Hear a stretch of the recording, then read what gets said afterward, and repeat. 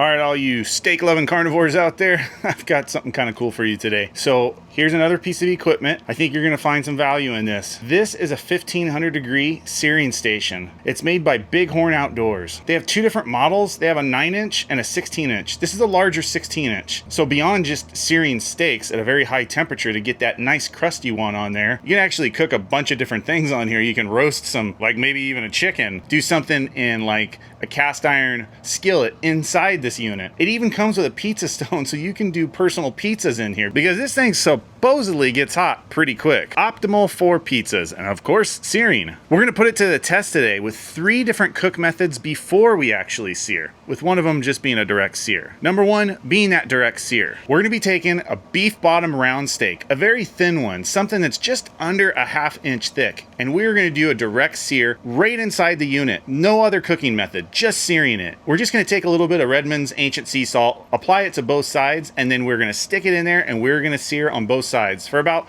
45 seconds to maybe a minute and a half. This isn't very thick, so it shouldn't take very long to cook. That's method number 1 and steak number 1. And it also happens to be the $3 steak. Method number 2 and steak number 2. We're gonna take a beef top sirloin steak and we're actually gonna throw it in our pellet smoker. Our Z Grills pellet smoker. We're gonna set that smoker at about 300 degrees. We're probing it with our Tyfer Dual Sync Gold wireless thermometer system right in the center of that steak. We're going to set it for an internal temperature of 129 degrees. The smoker is going to be set at around 300 degrees. We're going to get that up to temperature. Once it hits 129 degrees Fahrenheit internal, we're going to throw that in the Big Horn Outdoors searing station. But this time, we're going to give it a reverse sear. So we're going to get to that desired internal temperature of 129 degrees. Then we're going to reverse sear it for about 45 seconds to maybe a minute on each side, hopefully obtaining about 145 degrees Fahrenheit, something like that for our finished temperature. This should be pretty good. This is the second time I've used this smoker, and today, once again, we're using cherry pellets for it. This is our $9 to $10 steak.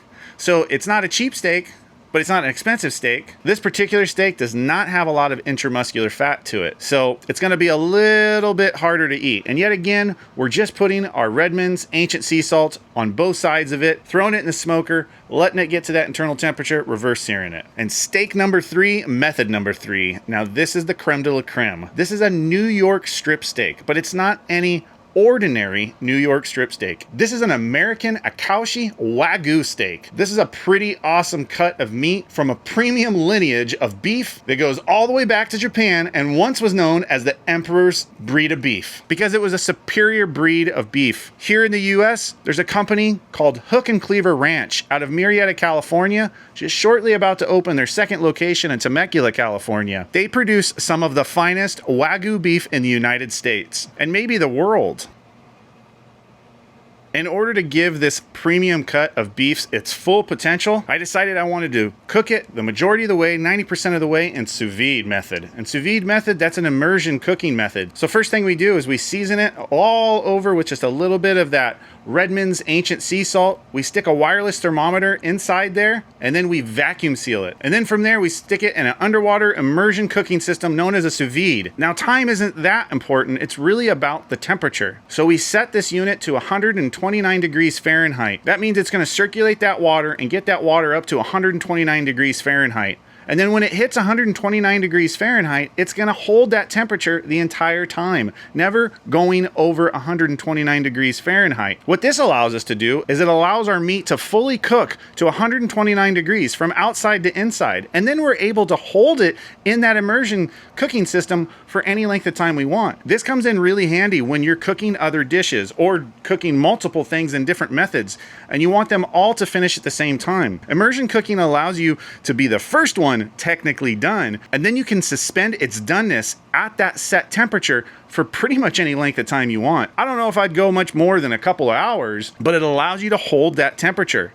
That way, when other things are ready to go onto a reverse sear, you can reverse sear them all at the same time. Once it hits 129 degrees, it's going to sit there a little bit because we have to wait for the smoked steak to get done on our pellet smoker. This American bred Akaushi Wagyu cut of beef, this New York strip steak, is a $68 cut of meat. We don't want to mess it up, and we want it to taste its very best that it can. Sous vide 90% of the way, and then reverse sear it to give us that nice crust that we're after to finish it off. Seems like the perfect thing. So there it is. 3 different cuts of meat, 3 different grades of meat, from a $3 steak to almost $70 steak, direct searing, pellet smoking, sous vide immersion cooking, and then top it all off with the sear. I'm pretty excited to see how this machine works. So without further ado, let's get to it.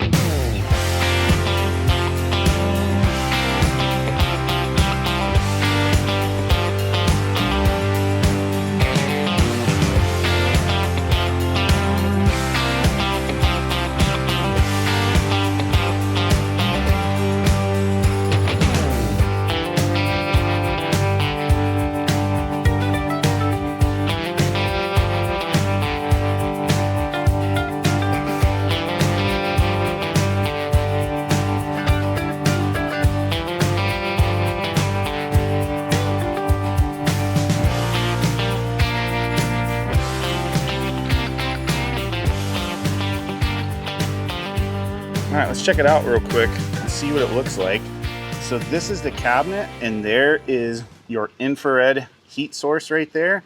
In the very back, you have your ignition element, and then I believe that's actually where the propane comes out to. And I want to say that to the top left there is actually a thermometer. I'm not 100% sure about that, but that's a pretty large heat panel right there.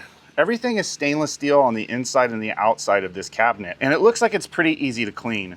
I don't know, haven't done it yet. I imagine the outside of this gets pretty hot because we have all sorts of different heat warnings on here, from the front to the top. And basically you just hook this up to a propane tank and you're pretty good to go. So let me show you what it's like to put this together. This is in its unassembled state for cleaning and whatnot. And this is how it actually comes to you. So let's go ahead and put it together real quick. First things first, you have these 2 different rack areas, okay? So all these little slots that are in here, this is actually where you're gonna put the grill grates, all right? And so to assemble it, it's very, very easy to do. They're keyed on the back and they just line up with the bolts right here. So I would go with the tapered towards the front. I believe that's the right way to put this on. And we're gonna go ahead and put in the left side. And we just easily stick it in there.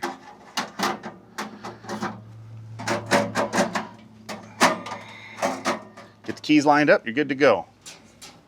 Number 2, same thing.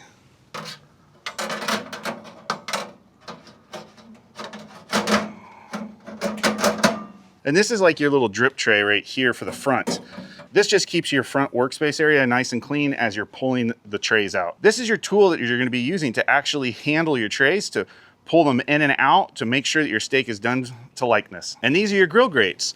They're identical. There's 2 of them, and you can handle them on either side. So there's no right or wrong way to put them in. So I think we're going to go off of the 3rd level, all right? And this just allows you to easily put this in there, push in your tray, or pull it out. Pops off. Also has a bottle opener right there. That's pretty handy. And if you're cooking multiple items at the same time, you've got 2 trays, which is pretty nice. And this is your drip tray that goes on the bottom. This, I'm not 100% sure what this is for, besides maybe it helps radiate the heat back up. But it sits in there like that. For my purposes today, we're not gonna use that. We're gonna take that out. And then we're actually gonna cover this with foil. We're gonna cover our drip tray with foil. And I'm actually gonna put a piece of foil up here as well. That way when this splatters, when you pull this out to check and make sure that it's nice and charred the way you want, when you push it back in, all that splatter doesn't get up here and make this all nasty. Let's go ahead and go around the back side of this and hook it up to the tank. And this is where our battery for our igniter goes in. And I believe it's saying negative goes in first. Let's try it out. That's correct. So the negative flat side goes in first. Let's hook it up to the tank. Nothing complicated about this. Righty-tighty, lefty-loosey. We're going righty-tighty. Make sure that it sits all the way on there and that it grab the threads nice and easy and there's no cross-threading. Now from there, just make sure that your gas is off up top. So just turn on your propane tank all the way, lefty-loosey, opens up the gas. Now what I've been told before is that you want to hold down this heating element for 5 to 7 seconds for it to ignite. We have 4 different labels here. We have a low setting, we have an ignite and a high setting, and then we have an off, and then it says push to turn. So right now it's in the off position. So now we're gonna push it down, we're gonna turn it, and it should be igniting at the same time that we're pushing it down. And we're gonna let it hold there for about 7 seconds. Push, there's the igniting, turn. 1, 2, 3, 4, 5, 6, 7. You can hear the gas, I can hear the ignition. See if that's lit. And yes, it is. All right, and with this unit all the way on high, I'm gonna give it 5 minutes. 5 minutes to warm up, then we'll test it. All right, and normally for my testing, we're gonna test this out as best as we can. I normally use 3 different devices. I'll use my surface temperature. So this is a contact surface temperature thermometer. This is the most accurate way for reading surface temperature on a grill grate. We're also gonna use a high heat infrared thermometer gun. This will allow us to measure probably the most accurate way on the heating element of what temperature it's gonna get to. I'm hoping it gets to 1500 degrees, but if I get somewhere around 1200, I'm gonna be pretty happy with that. I also have a thermal imaging camera right here, but unfortunately the thermal imaging camera only goes to about 1100 degrees, just under 1100. I believe it's 1079 degrees, so I don't know if that's gonna come in handy or not. Okay, here we go. It's been 5 minutes. We're gonna use the infrared heat gun, get it to where you can see it. I'm shooting directly up at the heating element, and it's saying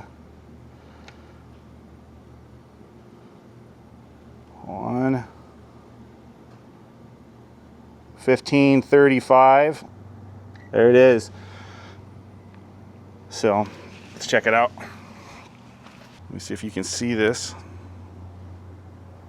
So 1514, but it says max temperature right there, 1548. So this thing, I've measured it a couple times now, and it sits on that heating element just about 50 degrees over 1500. So that is smoking hot. All right, now let's see if we can pull out that top grill grate and see what that temperature is setting at. Now remember, it is 3 slots down, so it's not at its highest setting, but we will measure and see what we come up with. I'm gonna have to do this off to the side because this thing is so hot that it's gonna kind of burn my camera a little bit, and I really need to put a glove on here. All right, so I'm gonna turn on my thermometer real quick. This isn't gonna be a super accurate measurement because I'm gonna pull this out and read it.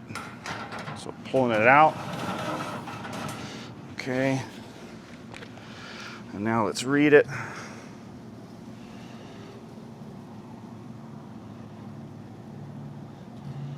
Oh, that is so hot.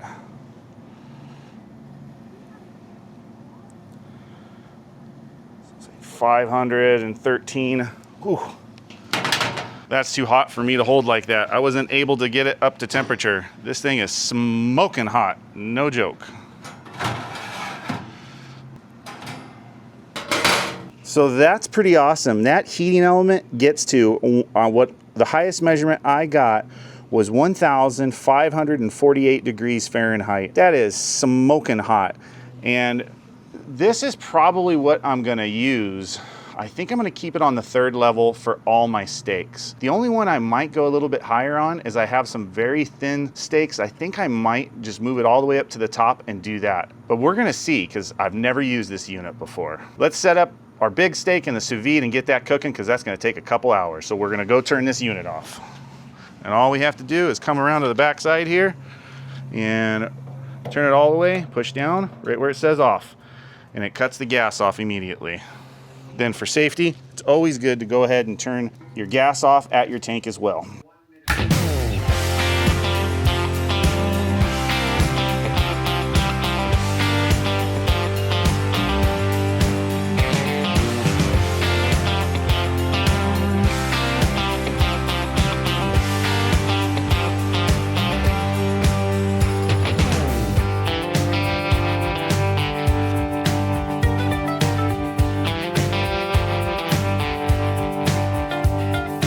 All right, and I already set my sous vide for 129 degrees Fahrenheit. So the heating element is circulating all the water. And it's actually at 131 degrees right now because I put hot water into it. So we just take this off. And then there is our Akaushi Wagyu New York strip steak with our wireless heat probe in there. We're just gonna stick this whole thing in here And I just used some Redmond's Ancient Sea Salt on either side and all around it just to give it some little bit of flavor. We're gonna submerge our steak completely in there, and I'm gonna put the heat element, I'm gonna put the probe on this side. This just helps it stay down. That way it's fully submerged the entire time. That's hot water. And this just helps keep the heat inside this little silicone top. Put that down all the way. Then we're gonna take our wireless thermometer hub and we're gonna set up a cook. And we are looking for an internal temperature of 129 degrees Fahrenheit. Once it hits 129 degrees Fahrenheit, we are gonna pull it. There we go, we're good to go. It's right now sitting with an internal temperature of 65 degrees Fahrenheit. I just let it sit on the counter for a couple of minutes to get it to room temperature. So the cook is going. And just to start off any cook, you gotta do it.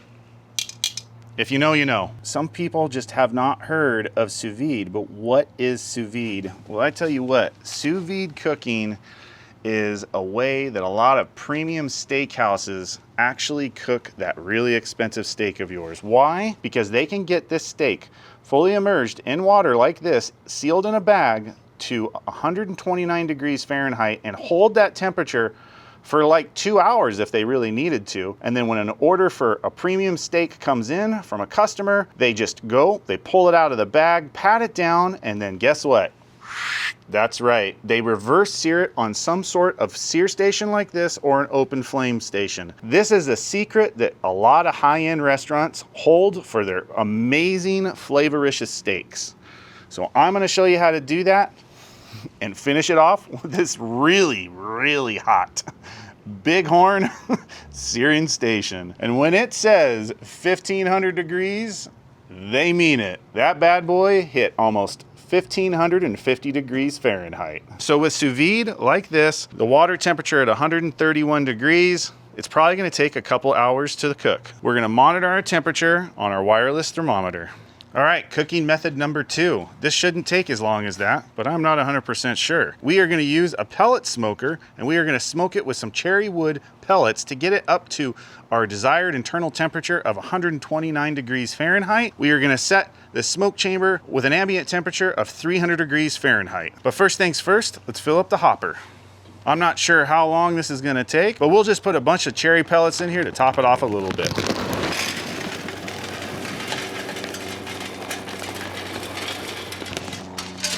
And if we need more, we'll add more later. Come down here, turn the unit on. Now it's gonna ask us to select. We're gonna go all the way to 300 degrees. There we go. And the fan just kicked on. It right now has an ambient temperature of 120 degrees Fahrenheit with a target of 300 degrees Fahrenheit. Let's go get the steak, throw a probe in it, and get it on the grill.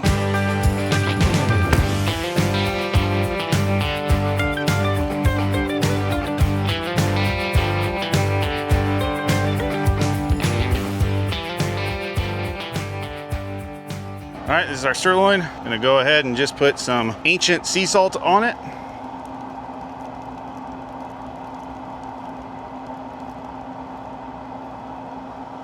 We're gonna take our second probe. We're gonna stick it right in the center.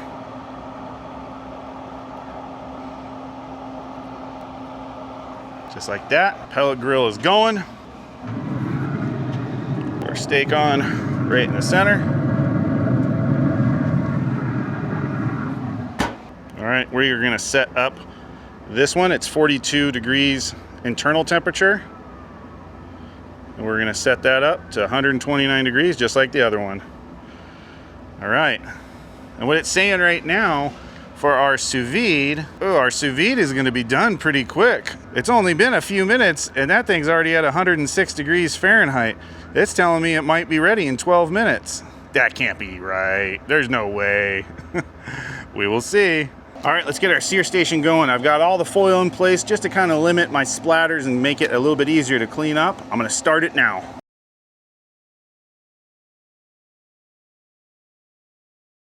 Okay, so that was fun. So we just had an emergency. I had to stall all the cooks, just stop it all. My sliding glass door broke and we needed to get a repair guy out here. Fortunately, With sous vide, that's perfect because it is sitting at 127 degrees Fahrenheit. It has completely stalled. The smoker, that's a different deal. It got to 124 internal temperature right as this happened, and I had to kill it. I turned it from 300 degrees all the way down to about 200 degrees, and for about 15-20 minutes there, I even had to turn it off so it would stop cooking. Now, about 45 minutes later, I've got everything vamped back up. We're still on the stall on our sous vide. It's just sitting there ready for us to pull it out, pat it dry, and put it on the sear. And our smoker is bringing that internal temperature right back up where we want it to be. While it does that, I think we're gonna go sear those real thin steaks right now.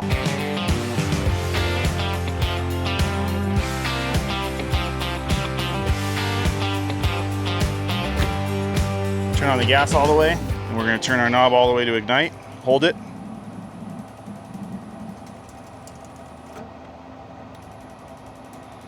I think we've got it. We're on full.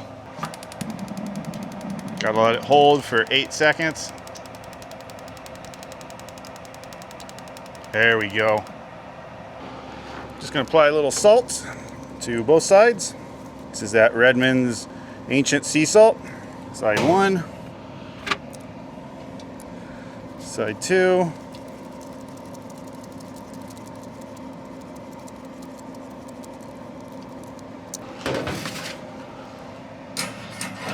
Pull out our rack. Not all the way, keep it on 3. Here we go. Push it on in. We're gonna go for 45 seconds. Oh, I forgot, magnets don't stay magnetic once they hit a certain temperature, and that just happened. Well, that's a bummer. Oh well, those juices are flowing. Look at that steak, that thin steak. See the flames coming out from the top? It is searing. It's looking pretty good. It's actually been a minute. We're gonna pull it and flip it. Oh, these thin guys, they're hard. See if we can get this to lay down a little bit. All right, we're gonna go 30 seconds on that one. Get out.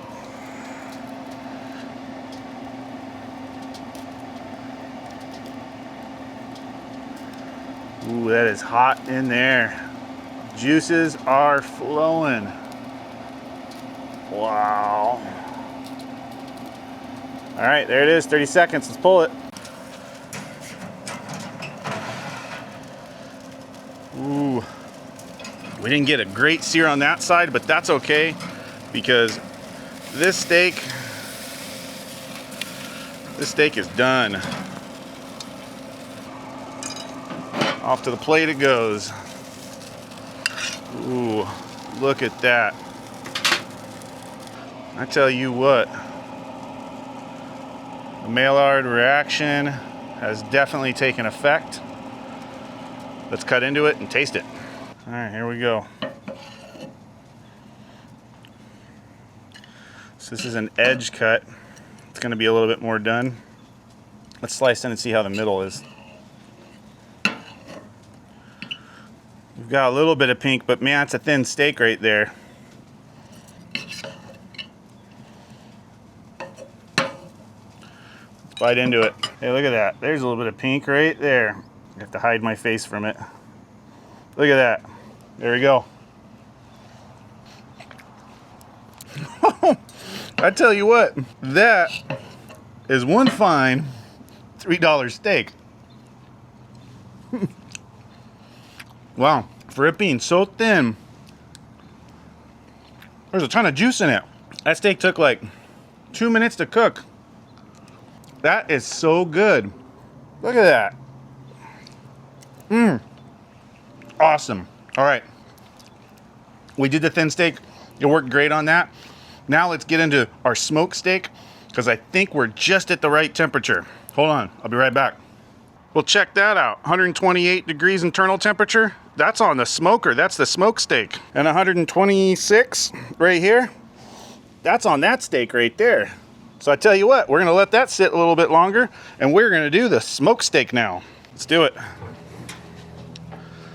All right, I had to flip the steak over halfway through. Ooh, it is real smoky looking. I'm gonna pull the probe out because this probe only goes to 950 degrees Fahrenheit. It might damage it. Let's take a look at what the steak looks like. Look at that. So that was the top side of the steak, first side I cooked, and then that's the bottom side of it. All right, let me check this real quick. Ooh, that looks hot. Oh my goodness gracious. We're at 1,575 degrees Fahrenheit. Whoa, that thing is smoking hot. Here we go. Here's my... All right, set timer. We're gonna go for 1 minute. I think 1 minute on each side. We'll probably end up doing it. Let's see what this is looking like.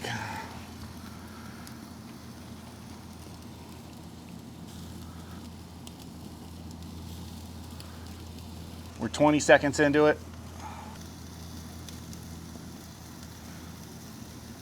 At 1 minute, I'm gonna pull it out and see if it seared it good. Oh man, that is so hot. My camera's gonna overheat, I know it. It is hot up there. 51 seconds, 1 minute. Let's see. We're gonna go another 20 seconds. So we're gonna do 1:20 on each side. 5, 4, 3, 2, 1. Stop, reset. Pull out, there's a sear. Awesome. Push in, start, gotta work fast. That's over 1,500 degrees Fahrenheit in there. So we're gonna do a minute, maybe 1:30. Take my tongs, I'm just gonna try and push it in just a little bit. We're at 37 seconds, 45 seconds. Oh man, that you can really put like a giant porterhouse in there, a big tomahawk steak, and it's gonna be seared completely, because if you look at that infrared panel right there, it is hot from one corner to the other corner. It's got some spots a little hotter than the other, but I tell you what, that is pretty hot, and that is searing away. 1:14, 1:20. All right, we're gonna pull it out.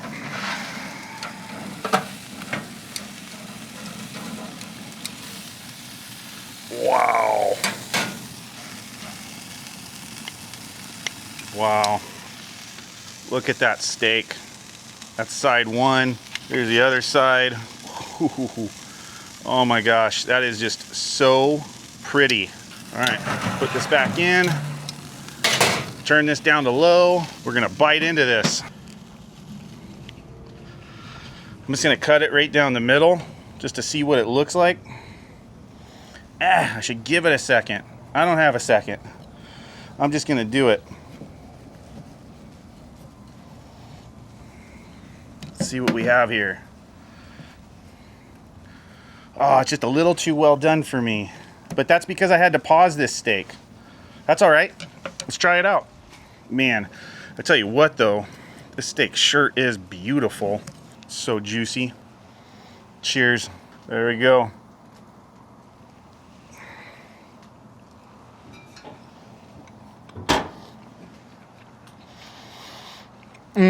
Oh my gosh. A smoked steak. Oh, reverse seared. Man, I tell you what.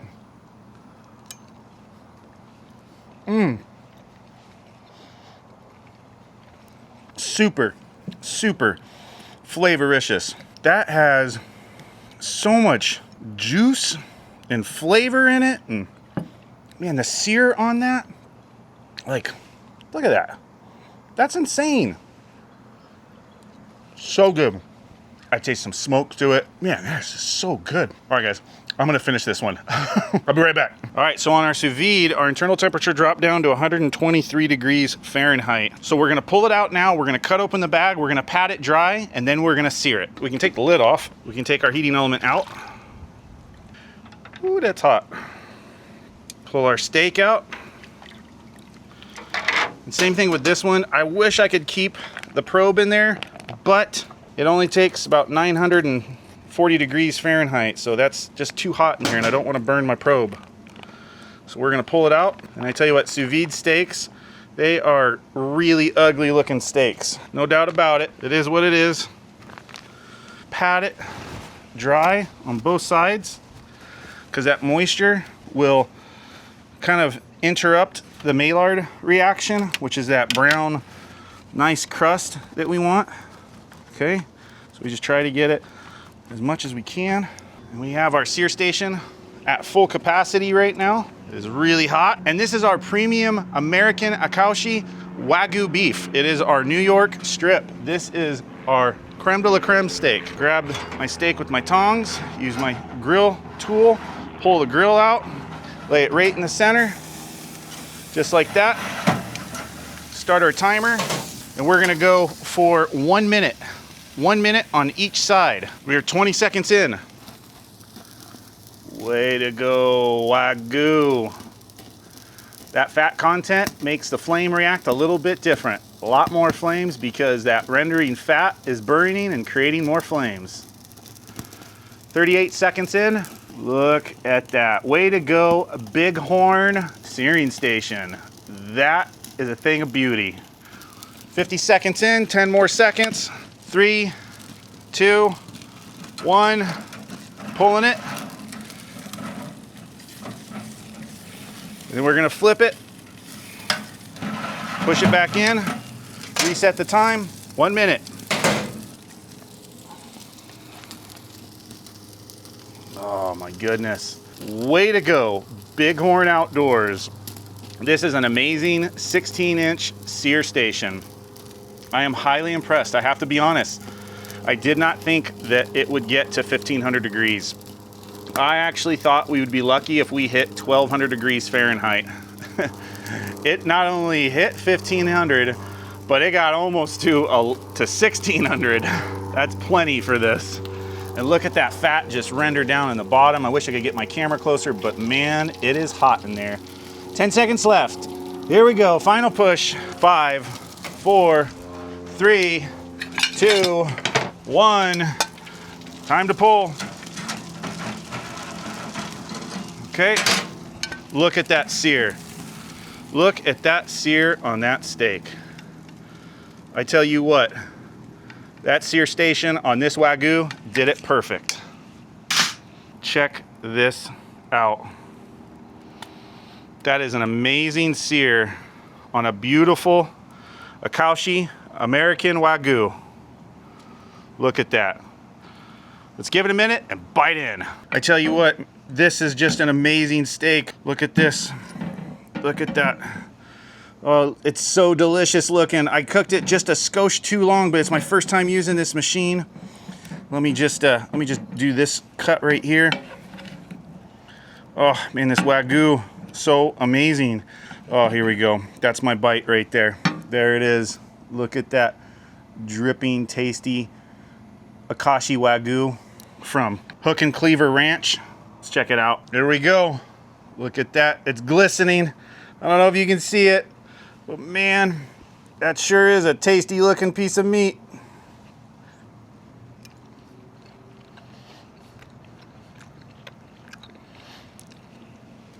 Oh my gosh.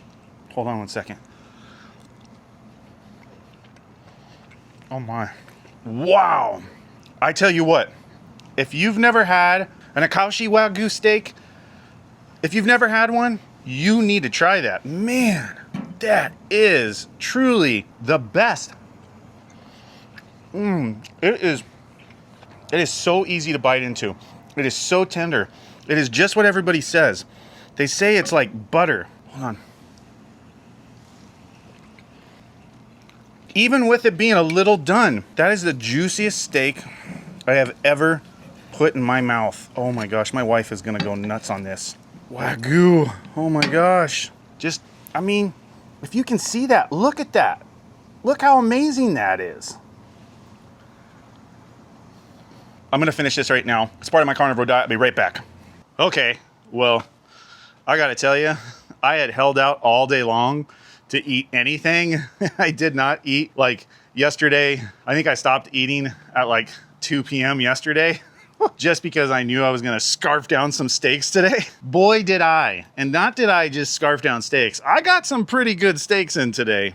I tell you what, my friends over at Hook and Cleaver Ranch, they produce some really amazing quality beef. Their American Akaushi Wagyu is out of this world incredible. I have never put anything so buttery tasty in my mouth like that when it comes to a steak ever before. Absolutely amazing. I mean, that's blowing my mind about this. I'm really happy that I saved that steak for the very last one, because it would have just ruined my experience with the two other previous steaks. It was just, we'll say, it was life-changing. And if you have never had the opportunity to get a Wagyu strand, so not just Wagyu, but an Akaushi Wagyu breed of steak, you gotta try it out. I know why they call that the Emperor's breed, because it's just out of this world amazing. It really was just so flavorful. And all I had to do is put some of that Redmond's ancient sea salt on there. I didn't put any other spices on it at all. It didn't need it. But to be fair, all of the steaks really didn't need it because of the Maillard reaction. And this unit allows you to get that. So what is the Maillard reaction? So the Maillard reaction is a chemical reaction with amino acids and reducing sugars in proteins. It happens on a lot of different proteins, but beef specifically, it just is magical with beef. And so what it is when the amino acids and these reducing sugars hit a certain temperature super fast, which I wanna say it's a minimum of like 360 degrees. But if you can get it real hot, real quick, that reaction happens really fast. And that's that brown, like caramel looking color, that crust that you get on a steak. It doesn't happen at all places because a lot of places just don't take the steak to a hot enough temperature. They don't necessarily have a searing station that takes it to a hot enough temperature. In a lot of backyard cooking, you don't even have an option for that. Yeah, you'll get a barbecue that has a side sear station. And I tell you what, that's pretty cool. I don't think it works really good for reverse searing. I think it works good for just initial searing to kind of like seal things up. But with that being said, I'm not real nuts about it. They only get to like 1,000, maybe 1,100 degrees Fahrenheit. And that's just not hot enough in my eyes to actually do that Maillard reaction quick enough. I think you need to be a minimum of like 1,200 degrees Fahrenheit.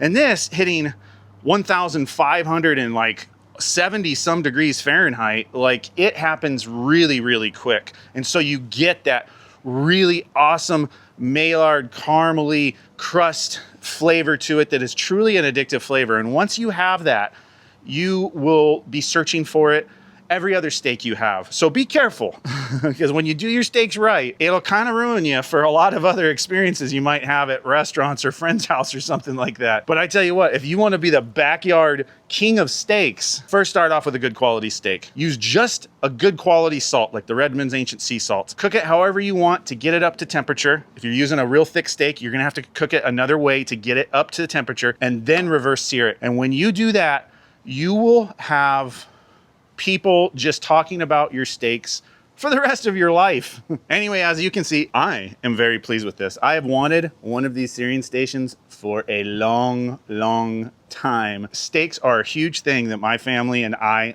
love. With this in there, I'm unstoppable. I just have to master it. So I think instead of going like a minute, I should be down to like 35 seconds to 45 seconds on each side. I think that's gonna be my sweet spot for every one of these steaks. So get it, cook it, smoke it to 129 degrees internal, sous vide it to 129 degrees internal, use a Weber charcoal kettle, get it indirect cook, get it to 129 degrees, and then reverse sear it on a 1,500 plus degree Fahrenheit searing station for 35 to 45 seconds on each side, depending on the thickness of the steak, and you are set. Amazing. Everybody, I hope you got value out of this today. I'm doing this to share my experiences with you on all the carnivore, ketovore, FlaVore Living diet lifestyle. And I want to be able to share all the tools I use to keep this diet nice and interesting and just packed full of flavors. Things like this will make it very interesting and you will not get bored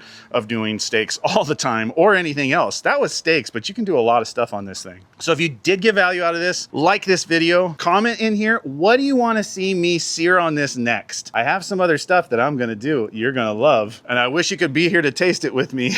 And do you use a searing station on your carnivore, ketovore, FlaVore Living diet. What are the things you like to cook on a sear station? And as always, please do me a huge favor. This is a brand new channel, so if you're just viewing this for the first time, subscribe to the channel. This really helps build our community to where we can all help each other out on this amazing carnivore diet life that we are on, helping each other, getting healthy together, creating flavorful meals that will keep us on track for the rest of our lives. Hope you're living a healthy life. We'll see you on the next one.